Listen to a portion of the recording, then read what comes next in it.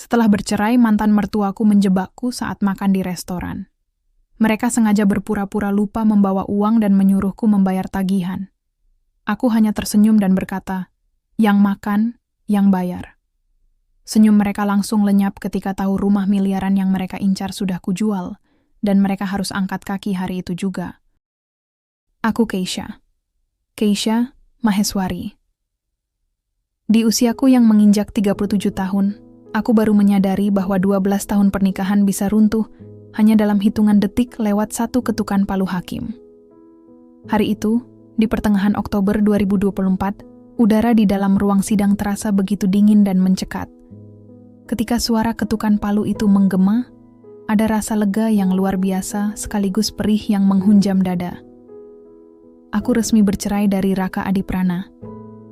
12 tahun mendampingi laki-laki itu, melahirkan 2 putri cantik kami, Kirana dan Aurel, serta menjadi mesin uang bagi seluruh keluarga besarnya, akhirnya selesai. Aku bebas, atau setidaknya, begitulah pikirku saat melangkah keluar dari gedung pengadilan. Sebagai seorang CEO di bidang event organizer yang kubangun dari nol dengan darah dan air mata, aku terbiasa mengendalikan situasi serumit apapun. Namun, menghadapi mantan keluarga mertuaku ternyata membutuhkan jenis ketabahan yang berbeda. Mereka tidak pernah melihatku sebagai seorang istri, menantu, atau ibu dari cucu-cucu mereka. Bagi Ibu Ratih, mantan ibu mertuaku, aku hanyalah sebuah mesin ATM berjalan. Seseorang yang berkewajiban membiayai gaya hidup mewah mereka demi menjaga gengsi di lingkungan sosial. Sementara aku sendiri selalu direndahkan hanya karena tidak bisa melahirkan anak laki-laki untuk meneruskan marga mereka. Hanya berselang beberapa jam setelah sidang putusan selesai, ketika aku sedang duduk di dalam mobil, memandangi jalanan kota yang basah oleh sisa hujan, ponselku bergetar. Layarnya menampilkan nama yang seketika membuat lambungku meremas mual, Ibu Ratih. Aku menghela napas panjang, menekan tombol terima, dan mendekatkan ponsel ke telinga tanpa mengucapkan sepatah kata pun. "Keisha, kamu di mana sekarang?" Suara melengking Ibu Ratih langsung menyambar tanpa basa-basi, penuh dengan arogansi yang sudah sangat kukenal. "Cepat kamu datang ke restoran Cendana Rasa sekarang juga." Aku memejamkan mata, mencoba menahan emosi yang mulai membakar dada. "Ada apa, Bu? Saya sedang di jalan bersama anak-anak. Jangan banyak alasan. Kami semua sedang di restoran Cendana Rasa. Kami mengadakan pesta keluarga untuk merayakan kebebasan Raka dari kamu. Kasihan anakku, selama ini terkekang oleh wanita egois sepertimu," ucapnya tanpa urat malu. Suku kata merayakan kebebasan, itu diucapkannya dengan nada penuh kemenangan, seolah-olah Raka baru saja lepas dari penjara, bukan baru saja menceraikan wanita yang menghidupinya. "Cepat ke sini, bayar tagihannya. Kartu yang biasa dipegang Raka, entah kenapa tidak bisa digunakan. Jangan bikin kami malu di depan pelayan." Mendengar rentetan kalimat itu, sesuatu di dalam diriku mendadak patah, namun sekaligus mengeras. Selama 12 tahun, aku selalu mengalah. Aku selalu datang setiap kali mereka menjentikkan jari meminta uang. Aku membayar liburan mereka, membelikan mobil adik-adik Raka, dan mendanai segala arisan mewah Ibu Ratih hanya demi menjaga kedamaian rumah tanggaku.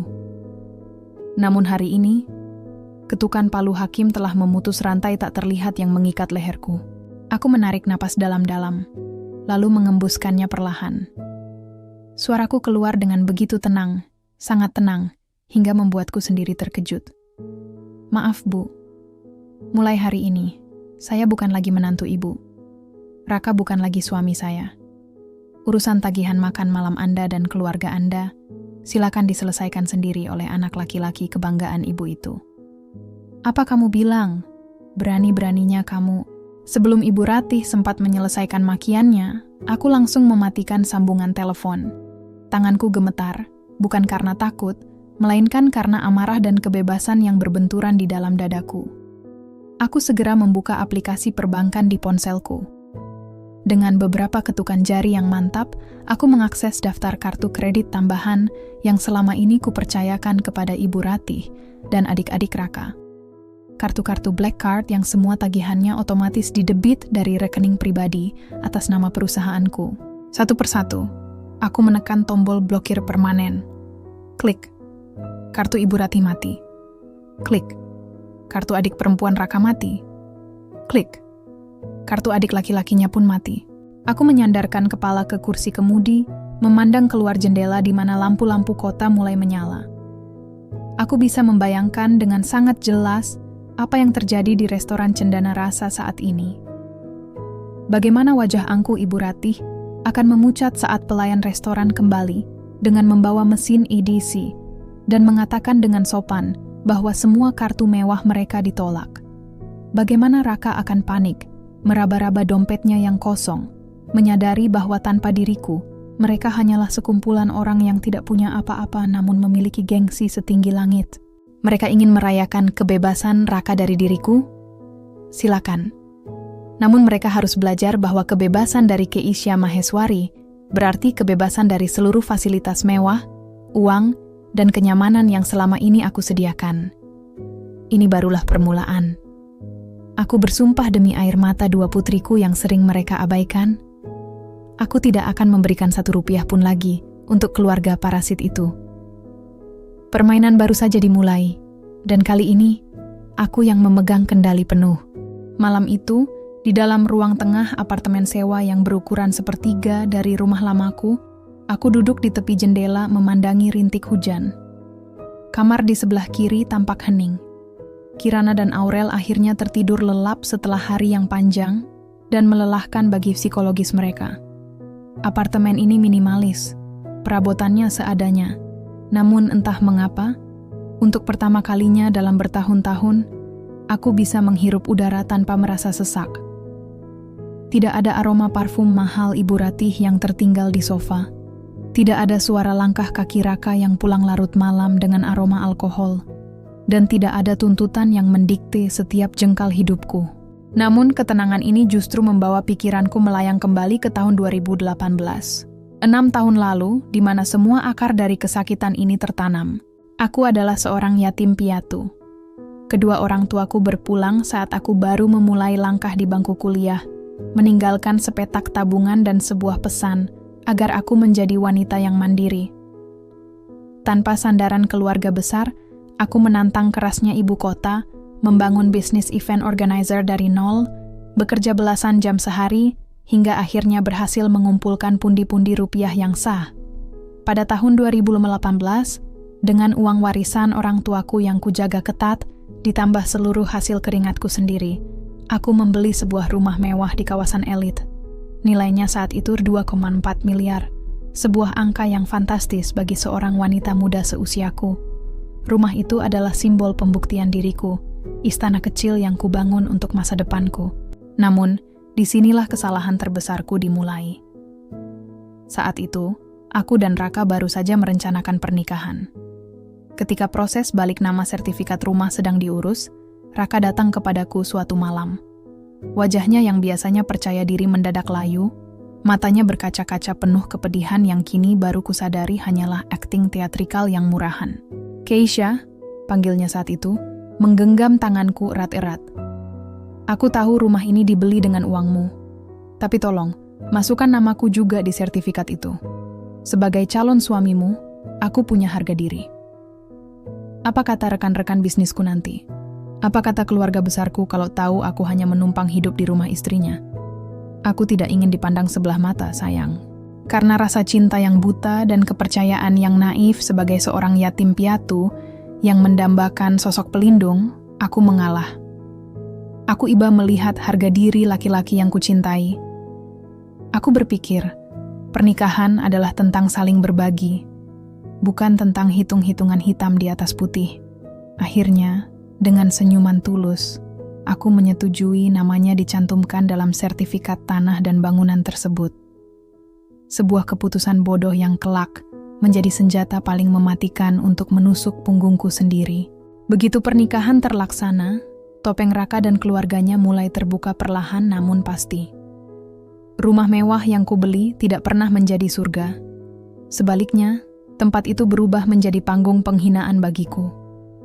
Ibu Ratih, dengan arogansi seorang ibu yang merasa anak laki-lakinya adalah raja di raja, pindah dan sering menginap di sana, seolah dia yang memiliki segalanya. Setiap kali makan malam, di meja makan yang kubeli dengan uangku sendiri, Ibu Ratih tidak pernah absen melontarkan sindiran tajam. Buat apa rumah besar begini kalau isinya cuma anak perempuan? Keisha, kamu itu harusnya tahu diri. Raka itu anak laki-laki tunggal, dia butuh penerus marga. Wanita kalau cuma bisa melahirkan anak perempuan itu belum sempurna jadi istri, ucapnya berulang kali, merendahkan kehadiranku di depan dua putri kandungku sendiri, Kirana dan Aurel. Raka, laki-laki yang dahulu mengemis namanya dimasukkan ke sertifikat itu hanya diam, pura-pura sibuk dengan ponselnya, atau bahkan sesekali mengangguk menyetujui ucapan ibunya. Tidak pernah sekalipun dia membelaku. Baginya dan keluarganya, aku tidak lebih dari sekadar pelayan kelas atas yang bertugas mencari uang untuk mendanai arisan mewah Ibu Ratih, membelikan mobil baru untuk adik-adik Raka, dan menjaga gengsi sosial mereka agar tetap terlihat mentereng di mata dunia. Aku memandang telapak tanganku yang mulai mendingin di kaca jendela apartemen.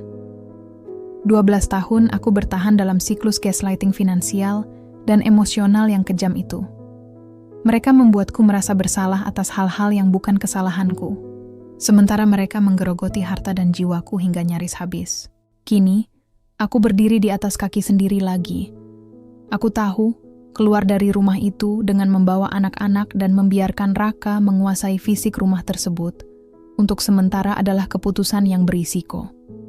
Raka pasti mengira dia telah memenangkan aset berharga itu karena namanya tercantum di sana. Namun, saat menatap langit malam yang gelap, aku berbisik pada diriku sendiri dengan keyakinan yang membaja. Rumah itu dibangun dari keringatku dan air mata orang tuaku. Raka tidak berkontribusi 1 rupiah pun dalam pembangunannya. Aku akan mengambilnya kembali. Setiap jengkal tanah, setiap batu bata, dan seluruh harga diriku yang sempat mereka injak-injak, akan kurebut pulang. Pagi itu, mentari belum sepenuhnya bangkit ketika sebuah mobil sedan hitam berhenti beberapa ratus meter dari gerbang rumah lamaku. Di kursi kemudi duduk Salsa Putri, sahabat sekaligus pengacara properti terbaik yang kupunya. Kehadiran Salsa di sisiku adalah satu-satunya jangkauan waras yang tersisa setelah badai perceraian ini. Kami sengaja datang sepagi ini, memanfaatkan waktu di mana Raka biasanya masih mendengkur setelah semalaman entah keluyuran di mana, untuk mengamankan sisa dokumen penting yang tertinggal. Kamu siap, Keisha? Tanya Salsa, menatapku dengan mata yang penuh kewaspadaan. Ingat, masuk, ambil berkas yang kita butuhkan, lalu langsung keluar. Jangan biarkan emosimu memicu keributan jika tiba-tiba mereka bangun. Aku mengangguk pelan. Jantungku berdegup kencang saat melangkah masuk lewat pintu samping menggunakan kunci cadangan yang masih kusimpan. Rumah mewah ini terasa begitu asing, dingin, dan dipenuhi aura yang mencekam. Bau sisa rokok dan alkohol menguar di ruang tengah, kontras dengan kebersihan yang selalu kujaga saat aku masih tinggal di sini. Aku segera melangkah menuju ruang kerja Raka, tempat sebuah brankas baja tertanam di dinding balik lukisan. Sebagai istri yang mendanai seluruh hidupnya, aku tahu kombinasi brankas itu. Jariku bergerak lincah menekan angka-angka. Klik. Pintu besi berat itu terbuka. Aku segera memilah tumpukan kertas. Sertifikat asli, paspor anak-anak, dan dokumen perusahaan milikku yang sempat tertahan. Namun, saat tanganku meraba bagian terdalam brankas, jemariku menyentuh sebuah benda kecil berbentuk persegi. Sebuah perekam suara digital lama milik Raka. Ada dorongan aneh yang membuatku menyalakan benda itu. Aku memasang earphone ke telingaku dan menekan tombol play. Detik berikutnya, duniaku seolah runtuh, berguncang hebat hingga lututku lemas, dan terpaksa bertumpu pada pinggiran meja kerja. Itu adalah suara Raka dari tahun 2012, beberapa bulan sebelum kami menikah. Dia sedang berbicara dengan seseorang, kemungkinan besar Ibu Ratih, lewat telepon yang dia rekam sendiri. Tenang saja, Bu. Suara Raka di rekaman itu terdengar begitu sinis, penuh kepuasan yang dingin. Keisha itu yatim piatu. Dia tidak punya orang tua atau keluarga besar yang bisa membelanya kalau ada apa-apa nanti. Dia itu polos, bodoh, dan mudah dimanipulasi karena mendambakan figur keluarga. Bisnisnya mulai maju, uangnya banyak. Begitu kami menikah, perlahan-lahan posisinya akan kita kunci. Semua asetnya akan jadi milik kita. Dia tidak akan berkutik. Air mata kemarahan yang luar biasa, panas mengalir di pipiku. 12 tahun. 12 tahun aku hidup dengan monster yang menganggap pernikahan sebagai proyek perampokan terencana. Skenario sialan. Semua air mata ego yang dia tumpahkan saat meminta namanya di sertifikat rumah, semua kata cinta, semuanya adalah bagian dari rencana busuk untuk menguasai hidupku. Tidak berhenti di situ, di dalam map rahasia di bawah brankas, aku menemukan lembaran-lembaran kertas berlogo non-formal dengan nominal angka yang membuatku tercekik. Bukti utang lintah darat, rentenir, atas nama Raka Adiprana senilai 4,7 miliar. Di sampingnya, bertumpuk foto-foto Raka di sebuah meja kasino, memegang tumpukan chip judi dengan mata merah penuh keserakahan. Sekujur tubuhku bergetar hebat. Uang ratusan juta yang setiap bulan dia minta dariku dengan alasan modal bisnis baru atau investasi masa depan, ternyata habis menguap di meja judi, sementara sisa utangnya menumpuk setinggi gunung. Aku hampir saja muntah karena rasa jijik yang luar biasa. "Keisha, kita harus pergi sekarang. Aku dengar suara mobil di luar," bisik Salsa panik, menarik lenganku. Aku menghapus air mataku dengan kasar, menggenggam perekam suara dan dokumen-dokumen itu erat-erat. "Ayo pergi, aku sudah mendapatkan lebih dari yang kita butuhkan," jawabku. Suaraku kini berubah menjadi sedingin es. Namun, keparat itu rupanya tidak membiarkanku bernapas lega begitu saja.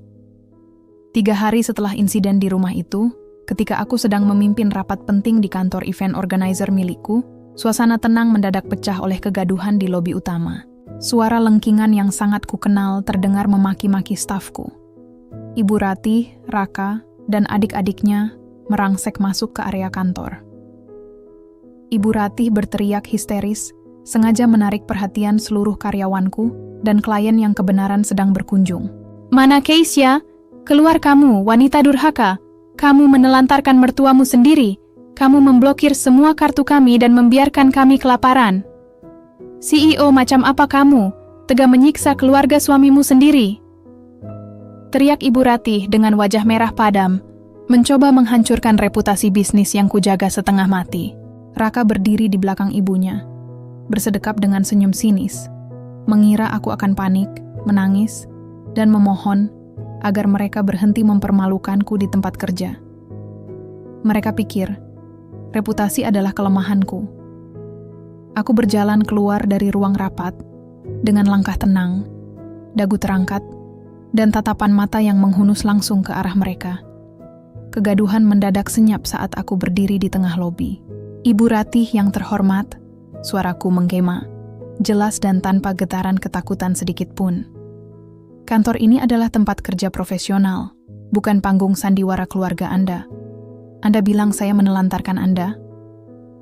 Kartu yang saya blokir adalah kartu kredit atas nama rekening pribadi saya.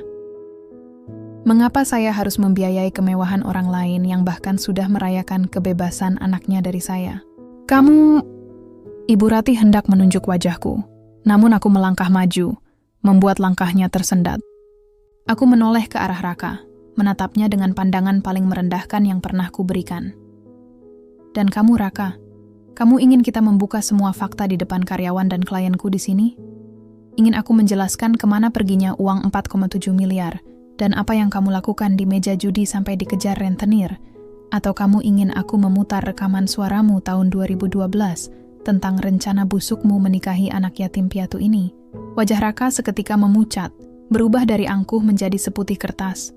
Dia melangkah mundur, matanya bergerak panik, menyadari bahwa wanita yang selama 12 tahun ini dia anggap mudah disetir, telah menjelma menjadi badai yang siap menghancurkan hidupnya.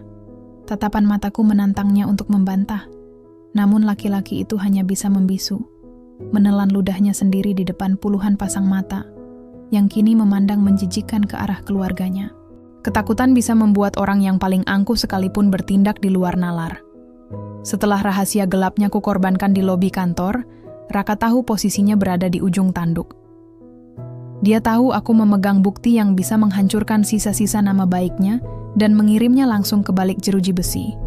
Dan benar saja, kepanikan membawanya pada keputusan paling nekat yang pernah dia ambil.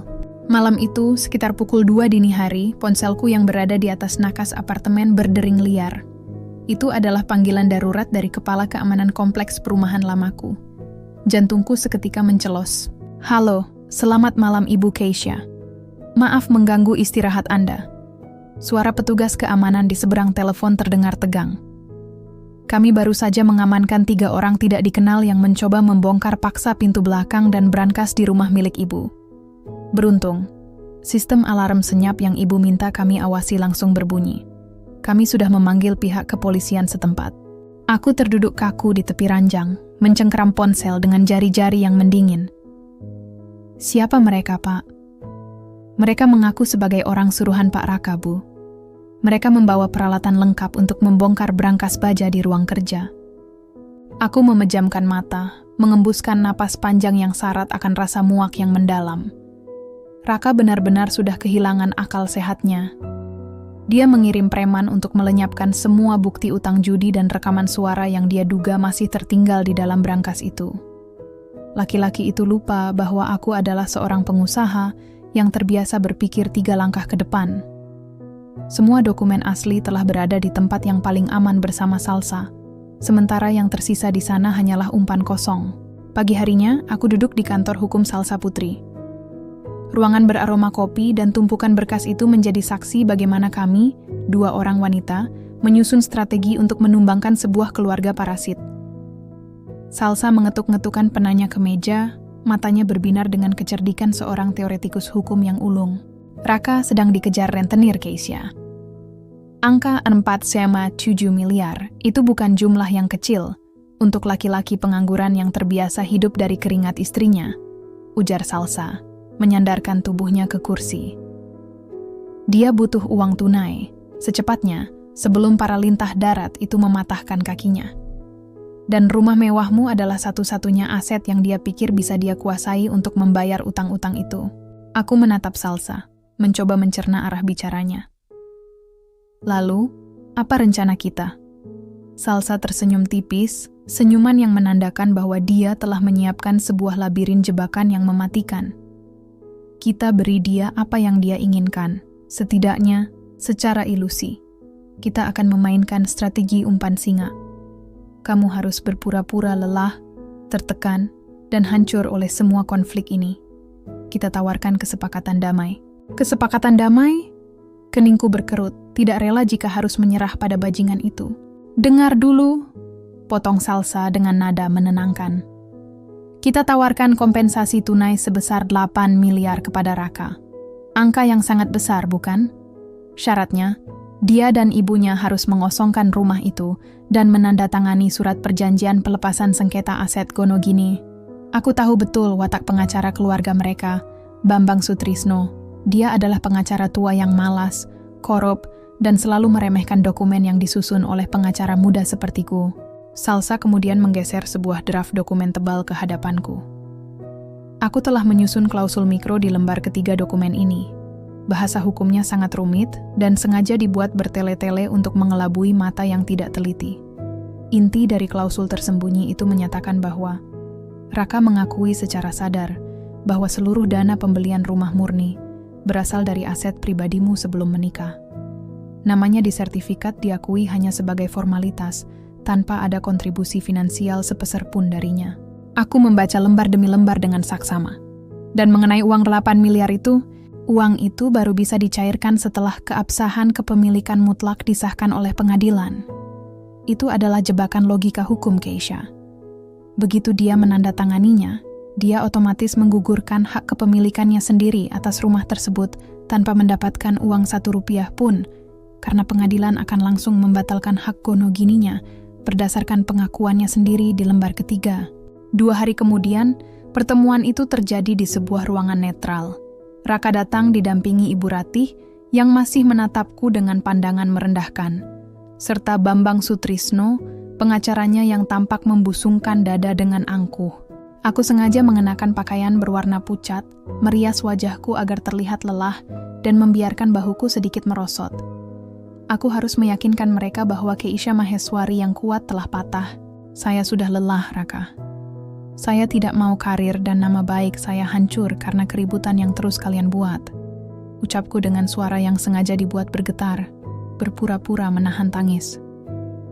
Ini draft perdamaian. Saya tawarkan uang kompensasi sebesar 8 miliar tunai. Ambil uang itu, bayar utang-utangmu, tapi tinggalkan rumah saya dan jangan pernah ganggu hidup saya lagi. Mendengar nominal 8 miliar, mata Ibu Ratih seketika berbinar serakah. Dia menyenggol lengan Raka dengan tidak sabar. Raka sendiri tampak menelan ludah, kilatan kemenangan yang semu terpancar dari matanya. Angka 8 miliar adalah penyelamat hidupnya dari kejaran rentenir yang siap menghabisinya. Bambang Sutrisno, sang pengacara, hanya membolak-balik dokumen itu dengan cepat, membaca sekilas lembar pertama dan terakhir yang berisi nominal uang, lalu mengangguk remeh ke arah Raka. Dokumennya standar, Pak Raka. Nilai kompensasinya sangat menguntungkan Anda. Silakan ditandatangani. Dengan tangan yang gemetar karena keserakahan, Raka meraih pena. Dia membubuhkan tanda tangannya di atas meterai tanpa membaca baris demi baris di lembar ketiga. Di sampingnya, Ibu Ratih tersenyum sinis ke arahku, seolah-olah mereka baru saja berhasil memeras habis harta wanita yatim piatu ini. Mereka tidak menyadari bahwa dengan goresan tinta itu, Raka baru saja menandatangani surat kematian bagi seluruh arogansi dan hak atas rumah mewah yang selama ini mereka banggakan. Monster-monster itu telah masuk ke dalam sangkar yang kubuat, dan kini, akulah yang memegang kuncinya. Goresan tinta di atas kertas bermeterai itu adalah akhir dari permainan bayangan kami. Begitu draft perjanjian itu beralih ke tangan Salsa, sahabatku itu tidak membuang waktu bahkan untuk sekadar menyunggingkan senyum kemenangan di depan mereka. Dengan langkah taktis, ia segera mendaftarkan dokumen tersebut ke pengadilan untuk mengajukan permohonan eksekusi pengosongan rumah secara resmi. Langkah hukum yang kami ambil bergerak secepat kilat, memotong semua birokrasi, karena Raka telah menyerahkan lehernya sendiri ke dalam jerat hukum yang kami pasang. Hari eksekusi itu tiba di akhir pekan yang gerimis. Aku berdiri di luar pagar besi rumah lamaku, didampingi Salsa, beberapa petugas jurusita pengadilan, dan 2 personel kepolisian yang bertugas mengawal proses pengosongan. Di halaman dalam, sebuah truk engkel besar sudah terparkir, siap mengangkut barang-barang yang bukan hakku untuk berada di sana. Pintu utama rumah terbuka kasar. Raka keluar dengan langkah tergesa, wajahnya kusut dan matanya merah. Di belakangnya, Ibu Ratih menyusul dengan histeria yang sudah membubung tinggi, memaki-maki para petugas yang mulai mendata barang-barang di ruang tamu. Apa-apaan ini, Keisha? Apa maksudnya semua ini? Raka berteriak dari undakan teras, suaranya parau menembus suara rintik hujan. Dia mengibaskan selembar kertas surat perintah eksekusi yang baru saja diserahkan petugas kepadanya. Mana uang 8 miliar yang kamu janjikan? Kenapa orang-orang ini malah mengusir kami? Salsa melangkah maju 1 kali, menghalangi langkah Raka yang hendak mendekatiku. Dengan ketenangan seorang profesional, ia membuka map hukumnya dan mengangkat salinan draft yang 2 hari lalu ditandatangani Raka. Pak Raka Adiprana, suara Salsa terdengar lantang dan dingin. Silakan Anda baca kembali lembar ketiga, klausul nomor 14 yang sudah Anda tandatangani sendiri tanpa paksaan. Di sana tertulis dengan jelas, Anda telah mengakui secara hukum bahwa rumah ini murni dibeli dengan aset pranikah milik Keisha Maheswari, dan Anda tidak memiliki kontribusi finansial sepeser pun. Dengan pengakuan tertulis itu, hak gonogini Anda atas rumah ini dinyatakan gugur demi hukum. Raka tertegun. Langkahnya terhenti seolah baru saja dihantam gada tak kasat mata. Lalu uang 8 miliar itu? Klausul itu juga menyatakan bahwa dana kompensasi baru akan dicairkan jika keabsahan kepemilikan mutlak disahkan oleh pengadilan atas dasar sengketa. Sambung Salsa dengan senyum tipis yang mematikan. Namun, karena pengadilan memutuskan rumah ini adalah hak milik mutlak Keisha berdasarkan pengakuan sepihak Anda di draft ini, maka tidak ada sengketa gonogini yang terjadi. Perjanjian kompensasi itu batal demi hukum karena objek sengketanya tidak pernah ada. Anda ditipu oleh keserakahan Anda sendiri, Pak Raka. Seketika itu juga, Dunia seolah runtuh dari wajah Raka. Lembaran kertas di tangannya terlepas, basah oleh air hujan. Di belakangnya, Ibu Rati menjerit histeris, memaki pengacara mereka, Bambang Sutrisno, yang bahkan tidak berani menampakkan batang hidungnya hari itu. Namun, ketakutan terbesar Raka bukanlah kehilangan rumah ini. Ketakutan terbesarnya adalah para rentenir yang sudah menunggunya di luar sana, siap menagih utang 4,7 miliar yang kini tidak akan pernah bisa dia bayar. Laki-laki itu mendadak kehilangan seluruh akal sehatnya. Tatapan matanya berubah, dipenuhi kegilaan dan amarah yang meledak-ledak. Dia memandangku seolah aku adalah iblis yang telah merenggut seluruh hidupnya. Bukan wanita yang selama 12 tahun ini dia injak-injak harga dirinya. Dasar perempuan jalang, kamu menjebakku. Raka meraung, menerjang maju melewati Salsa.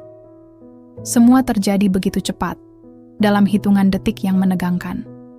Sebelum petugas kepolisian sempat meringkusnya, Raka sudah berada di hadapanku. Dua tangannya mencengkeram bahuku dengan kekuatan penuh amarah, lalu mendorong tubuhku dengan kasar ke arah belakang. Aku kehilangan keseimbangan di atas lantai pelataran yang licin akibat air hujan. Tubuhku terlempar ke samping, dan sedetik kemudian, rasa sakit yang luar biasa hebat menghantam sisi kiri kepalaku. Aku mendengar suara benturan yang keras. Kepalaku menghantam pilar beton penyangga teras. Duniaku mendadak berputar. Pandanganku mengabur, beralih menjadi warna merah pekat saat cairan hangat mulai mengalir deras dari pelipis dan membasahi pipiku. Di tengah kesadaran yang perlahan meredup, aku samar-samar mendengar teriakan histeris Salsa. Suara langkah kaki petugas yang meringkus Raka ke atas tanah, dan jeritan kepanikan Ibu Ratih. Aku menyentuh pelipisku yang berdarah dengan jemari yang bergetar. Rasa sakitnya luar biasa, namun di dalam benakku yang mulai menggelap, ada satu kilasan rasa syukur yang membuncah. Darah yang mengalir hari ini adalah harga terakhir yang harus kubayar untuk melepaskan diriku sepenuhnya dari mereka. Dengan tindakan nekatnya ini, Raka tidak hanya kehilangan rumah, dia baru saja menyerahkan dirinya sendiri ke dalam jeruji besi atas kasus penganiayaan berat. Saat ambulans datang dan tubuhku diangkat ke dalam tandu, aku tersenyum tipis di antara rasa sakit. Perlahan, tirai kehancuran keluarga Adiprana telah resmi dibuka. Ruang sidang utama pengadilan negeri pada April 2025 terasa jauh lebih hangat dibanding memori kelam 6 bulan lalu. Melalui jendela kaca yang besar, berkas sinar matahari pagi jatuh di atas meja pengacaraku, tempat Salsa Putri duduk dengan berkas-berkas yang tersusun rapi. Di kepalaku, bekas luka hantaman pilar beton itu masih menyisakan garis tipis di dekat pelipis. Sebuah tanda sisa perjuangan yang kini kupandang bukan sebagai aib, melainkan sebagai lencana keberanian. Di seberang ruangan, Raka Adiprana duduk di kursi terdakwa dengan mengenakan rompi tahanan berwarna oranye. Wajahnya yang dahulu selalu mendongak angkuh kini kuyu, pipinya kempot, dan matanya enggan menatap ke arahku. Di bangku penonton, Ibu Ratih duduk terisak, tampak puluhan tahun lebih tua tanpa riasan mahal dan perhiasan emas yang dahulu kubelikan. Saat hakim ketua mempersilakan, Salsa berdiri. Hari itu, sahabatku menjelma menjadi malaikat keadilan. Dengan suara yang tenang namun bergaung penuh penekanan, ia menggelar seluruh bom barang bukti di hadapan majelis hakim. Yang mulia, ujar Salsa, menyerahkan sebuah penggerak dokumen, flash disk. Kami mengajukan bukti rekaman suara asli dari tahun 2012 yang membuktikan adanya unsur perencanaan manipulasi domestik dan finansial sejak sebelum pernikahan dimulai. Kami juga melampirkan draft perjanjian kompensasi yang ditandatangani terdakwa, dokumen utang judi senilai 4,7 miliar yang membuktikan motif keserakahan terdakwa, serta rekaman CCTV atas upaya penyusupan malam hari. Salsa berhenti sejenak, lalu berjalan mendekat ke arah meja hakim, sembari menyerahkan selembar kertas putih berstempel rumah sakit. Dan yang paling utama, Yang Mulia, ini adalah hasil visum et repertum atas luka robek di kepala penggugat, akibat penganiayaan berat yang dilakukan terdakwa saat menolak proses eksekusi hukum yang sah. Setiap bukti yang dijabarkan terasa seperti paku yang mengetuk peti mati masa lalu kami. pengacara Raka yang baru, menggantikan Bambang Sutrisno yang kabur, bahkan tidak mampu menyusun kalimat sanggahan yang berarti. Fakta-fakta itu terlalu benderang, terlalu telanjang untuk dibantah. Ketika hakim ketua mengetuk palu 3 kali, udara di dalam ruangan itu mendadak terasa begitu lapang. Pengadilan memutuskan mutlak. Rumah mewah tersebut adalah hak milik penuh namaku tanpa ada hak gonogini bagi pihak mantan suami. Lebih dari itu, atas tindakan kekerasan dan penganiayaan yang dilakukannya, Raka dijatuhi vonis hukuman 3 tahun penjara. Aku melihat bahu Raka merosot jatuh saat petugas kejaksaan memborgol tangannya untuk dibawa kembali ke sel. Ibu Ratih menjerit, mencoba menggapai anaknya, namun mereka kini dipisahkan oleh jeruji besi keadilan. Tidak ada lagi uangku yang bisa menyewa pengacara mahal. Tidak ada lagi kartu kreditku yang bisa melunasi utang judi 4,7 miliar miliknya. Tanpa topangan finansial dariku, dalam bulan-bulan berikutnya, kehidupan mantan keluarga mertuaku itu perlahan runtuh total. Kudengar dari beberapa kenalan lama, rumah masa kecil Raka disita, dan mereka terpaksa menjual seluruh aset tersisa demi membayar bunga rentenir yang terus mengejar mereka tanpa ampun. Mereka menuai apa yang mereka tanam. 1 bulan setelah sidang putusan, aku memutuskan untuk menjual rumah mewah seharga 2,4 miliar yang penuh kenangan pahit itu. Karena lonjakan harga tanah yang masif di kawasan elite tersebut, rumah itu laku terjual dengan angka fantastis, 42 miliar. Uang itu tidak menjadikanku jemawa. Aku mengambil sebagian hasilnya untuk membeli sebuah unit apartemen yang luas, nyaman, dan memiliki sistem keamanan tingkat tinggi di pusat kota. Disinilah, di ruang tengah yang baru, aku menyaksikan Kirana dan Aurel tumbuh dengan tawa yang lepas, tanpa perlu lagi mendengar sindiran bahwa kehadiran mereka tidak sempurna hanya karena mereka perempuan. Namun, perjalananku tidak berhenti di dalam kenyamanan apartemen baru. Aku tahu, di luar sana ada ribuan wanita seperti aku di masa lalu. Wanita-wanita yang mencintai dengan buta, yang menyerahkan asetnya atas nama cinta, dan terjebak dalam gaslighting finansial oleh pasangan yang parasit. Mereka yang tidak seberuntung diriku karena tidak memiliki pemahaman hukum. Dari sisa uang penjualan rumah, aku meresmikan Maheswari Foundation. Yayasan ini kubangun khusus untuk memberikan bantuan hukum gratis, konseling psikologis, dan pelatihan literasi keuangan bagi perempuan yang mengalami eksploitasi finansial serta KDRT dalam pernikahan. Pada hari peresmian yayasan, aku berdiri di depan podium, menatap wajah-wajah perempuan yang datang dengan mata yang penuh harapan.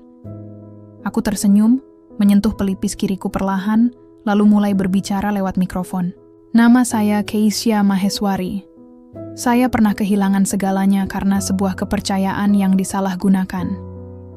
Namun hari ini, saya berdiri di sini untuk memberitahu Anda semua. Jangan pernah takut untuk melindungi diri sendiri. Cinta tidak boleh membuat kita buta akan hak-hak kita. Mari kita ambil kembali kendali atas hidup kita, karena keadilan akan selalu berpihak pada mereka yang berani bersuara. Tepuk tangan bergemuruh memenuhi ruangan. Di baris terdepan, Kirana dan Aurel melambaikan tangan dengan mata berbinar bangga. Hari itu, di bawah langit April yang cerah, aku tahu bahwa fajar baruku telah benar-benar terbit. Aku bukan lagi korban. Aku adalah pemenang atas hidupku sendiri.